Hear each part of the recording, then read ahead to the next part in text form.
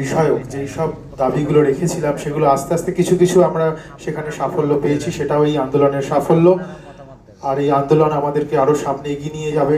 আমাদের সামনের পথ দেখানোর জন্য আমাদের পরবর্তী বক্তা প্রফেসর দীপ্তেন্দ্র কুমার সরকার স্যার।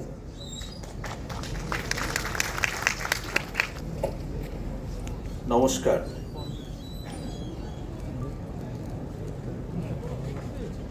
বক্তব্য অনেক কিছু হতে পারে। 50 দিন অতিক্রান্ত, এই পুরো 50 দিনের শেষে দ্বিতীয় দফা দাবি, তৃতীয় দফা দাবি, চতুর্থ দফা দাবি, পঞ্চম দফা দাবি ইত্যাদি অনেক দাবি আমরা নিশ্চয়ই দেখছি। কিন্তু আমাদের যে প্রথম দফা দাবি ছিল সেটা হচ্ছে অভয়ার বিচার চাই। 50 দিনের মাথায় এই আন্দোলন কি কি লাভ করেছে, কি কি করতে পারেনি। কি কি লাভ করেছে না, ডেফিনিটলি আমরা যাদের মনে করেছিলাম দোষী, আমাদের যাদের সন্দেহ ছিল, ঠিক তাদের সিবিআই অ্যারেস্ট করতে বাধ্য হয়েছে। সুতরাং প্রথম কথাটা বলা যায়, আমাদের সন্দেহে কোনো ভুল ছিল না। প্রথম দিন থেকেই যে যে ব্যক্তি বা ব্যক্তিগণকে মনে হয়েছিল এরা টেম্পারিং অফ এভিডেন্সের মধ্যে ইনভলভ, 50 দিনের মধ্যে সিবিআই ঠিক তাদের বেশিরভাগ লোককেই ডেকেছে। অর্থাৎ দ্বিতীয় যে সন্দেহ আমাদের ছিল সেটাও সঠিক প্রমাণিত। কিন্তু 50 দিনের শেষে সমাজের মধ্যে এখনো পর্যন্ত কোনো অন্ধকার কেটেছে বলে আমি মনে করছি না। অর্থাৎ লাস্ট দিন যখন লাইভ স্ট্রিমিং সুপ্রিম কোর্টের কিছুটা দেখছিলাম, প্রথম ধাপ দ্বিতীয় ধাপ সারাদিনই মাঝে মধ্যে দেখেছি, কারণ আমাদের অপারেশন চলছিল। পুরো ধাপের পুরো সারাদিনের আলোচনার মধ্যে সম্ভবত, আমি পুরোটা দেখতে পারিনি, হয়তো 5 থেকে 7 মিনিট আলোচনা হয়েছে যে অ্যাকচুয়ালি ওই খামে কি আছে।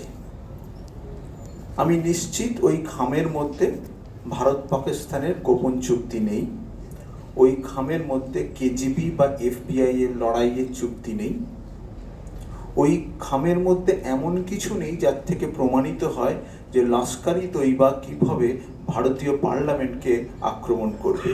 ওই খামের মধ্যে একটা সাধারণ নাগরিক, আমার আপনার মধ্যে একটা সাধারণ মেয়ের মৃত্যুর কিছু তথ্য রাখা আছে। সেই তথ্য সম্বন্ধে চিফ জাস্টিস বিচলিত। আমরা যেরকম অজস্র মৃত্যু দেখেছি, উনি এরকম অজস্র ক্রাইম দেখেছেন। সুতরাং উনি বিচলিত। কিন্তু এই মুহূর্তে যে 140 কোটি মানুষ এর 10 গুণ বিচলিত, সে সম্বন্ধে কোনো দিশা কিন্তু লাস্ট দিন আমরা পাইনি। নিশ্চয়ই তদন্তের স্বার্থে সব খবর বলা সম্ভব নয়, কিন্তু কোন কারণে উনি বিচলিত, যে এটা কি এমন একটা ঘটনা, নারকীয় ঘটনা যা আগে কখনো ঘটেনি, ওনার জীবদ্দশায় চিফ জাস্টিস বা ওকালতি করার সময় কোনো সময় উনি শোনেননি এরকম, নাকি এমন কোনো লোক ইনভলভ যেটা সম্বন্ধে ওনার কোনো ধারণাই ছিল না, সে সম্বন্ধেও কোনো ব্যাখ্যা কিন্তু আমরা পাইনি। আমার মনে হয় এই মুহূর্তে 50 দিনের শেষে আমাদের ফোকাসটাকে, যেরকম একটা লং ইনিংস খেলতে গেলে বড় বড় যারা খেলোয়াড় হন তারা 50 রান বা 100 রান নেওয়ার পরে আর একবার স্টান্স নেন, এখন কিন্তু আর একবার ফেরত গিয়ে সেই স্টান্সে দাঁড়াতে হবে। অর্থাৎ 2, 3, 4, 5, 6, 7, 8, 9 থাকবে, কিন্তু 1 এবং 1 নম্বর কেন চিফ জাস্টিস বিচলিত 30 তারিখে, এই বিচলিত হওয়ার কারণটা কিন্তু আমাদের সামনে যে কোনো অধ্যায় বের করে রাখতে হবে। যারা আমাদের উকিল, যারা সুপ্রিম কোর্টে এই মুহূর্তে আমাদের হয়ে লড়ছেন, আমার মনে হয় তাদের একটা কথা বলা উচিত যে আগের দিন আপনি কেন বিচলিত হয়েছেন সে সম্বন্ধে যদি অ্যাটলিস্ট 3-4 মিনিটের একটা বক্তব্য রাখেন, তাহলে অ্যাটলিস্ট পশ্চিমবঙ্গের 10 কোটি মানুষের বিচলিত হওয়ার কারণটা কিছুটা কমবে।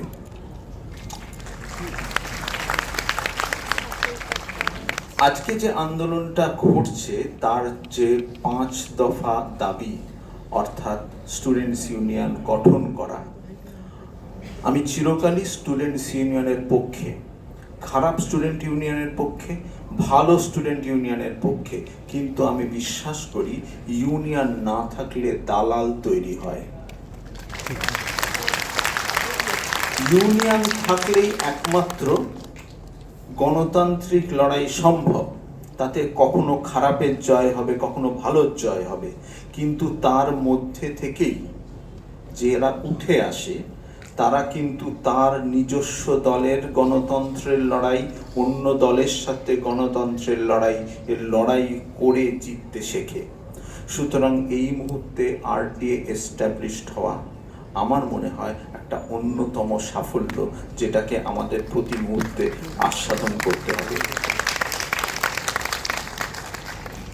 আমার তৃতীয় পদক্ষেপ বা বক্তব্য এটাই থাকবে যে আমাদের পর্যালোচনা করতে হবে যে এই যে লড়াইটা, আন্দোলনটাকে অনেক মানুষ আসার জন্যে, যেহেতু আমরা তাকে গণ আন্দোলন নাম দিচ্ছি, গণ শব্দটা অনেক মানুষের ভিড়ের সাথে একসাথে মিশতে পারে, কিন্তু গণ শব্দটা সব মানুষের এজেন্ডার সাথেও মিশতে হবে।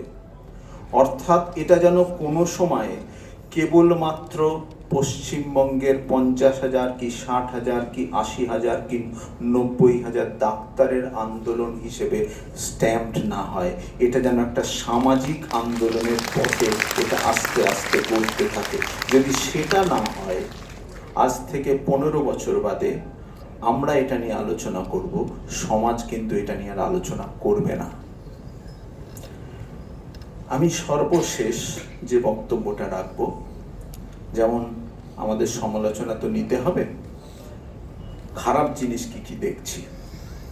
আজকে ঢুকে আমাদেরই এক ছাত্রকে বললাম, আমি ওইখানটা বসতে গিয়েছিলাম, কারণ এদিকে অনেকগুলো নামাঙ্কিত সিট ছিল। সুদীপ আমাকে বলল, তোমার নামটা ওখানে লেখা আছে, আন্দোলনে কোনো হায়ারার্কি থাকতে পারে না, এই প্রত্যেকটা নাম ছিঁড়ে দিতে হবে। আমরা পরের বক্তার আগে আমি রিকোয়েস্ট করব, প্রত্যেকেই নামগুলো ছিঁড়ে নিন। আন্দোলনে আমি যদি বসার জায়গা না পাই, আমি দাঁড়িয়ে থাকবো। কোনো ফ্রেঞ্চ রেভলিউশনের সময় কোনোদিন দেখবেন না যে আপনি নামাঙ্কিত সিটের ওপরে কোনো আন্দোলন দাঁড়িয়ে থাকতে পারে। Hierarchy has to be dissolved.